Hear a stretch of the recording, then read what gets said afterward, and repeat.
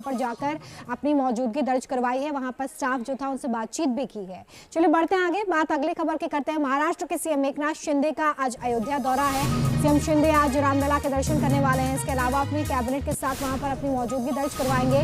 रामलला के दर्शन के बाद सरयू तट पर आरती में भी सीएम शिंदे शामिल होने वाले हैं। तो महाराष्ट्र के मुख्यमंत्री एकनाथ शिंदे का अयोध्या दौरा और इसके कई सियासी मायने भी निकलकर सामने आते हैं। क्या कुछ कार्यक्रम है ये भी आपको बता रहे हैं। दो तस्वीरें देखिए। एकनाथ शिंदे के कार्यक्रम में अयोध्या में सरयू नदी किनारे धनुष बाण के पूजन का नया कार्यक्रम जोड़ा जा रहा है। धनुष बाण शिंदे की शिवसेना पार्टी का चुनाव चिन्ह भी है और चुनाव आयोग ने इस पर उद्धव के दावे को खारिज करते हुए उन्हें ये चिन्ह सौंपा था। अब इसी सांकेतिक निशान को लेकर पूरे महाराष्ट्र में राजनीतिक हलचल करने की योजना बनाई जा रही है, जिसकी शुरुआत आज अयोध्या से होगी।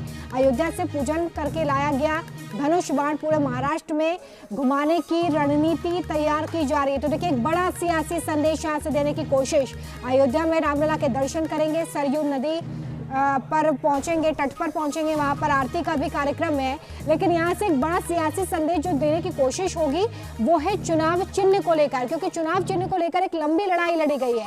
पूरा मामला कोर्ट तक भी पहुंचा था और उसके बाद जो जीत है वो एकनाथ शिंदे की हुई थी, जिन्हें धनुष बाण का चुनाव चिन्ह दे दिया गया था। अब इसी को स्टैब्लिश करने की कोशिश यहाँ से की जाएगी और यही वो राजनीतिक मायने हैं जो यहाँ से निकलकर सामने आता है। रामलला के दर्शन के बाद धनुष बाण का पूजन और इसके बाद इसी धनुष बाण को प्रोजेक्ट करते हुए महाराष्ट्र की राजनीति में अपना दमखम दिखाने की कोशिश शिंदे सरकार की तरफ से की जाएगी। तो बड़ी खबर आपको बता रहे हैं, महाराष्ट्र के सीएम एकनाथ शिंदे का आज अयोध्या दौरा है और बड़ी बात यह भी है कि जब विधानसभा चुनाव होगा तो किस तरीके से शिंदे सरकार अपने आप को जनता के बीच में लेकर जाएगी। और वो जो चुनाव चिन्ह है जो अब तक आप शिवसेना के लिए देखते रहे हैं वो अब शिंदे की शिवसेना का हो गया है। जो उनकी तरफ से दावा किया गया था उसको लेकर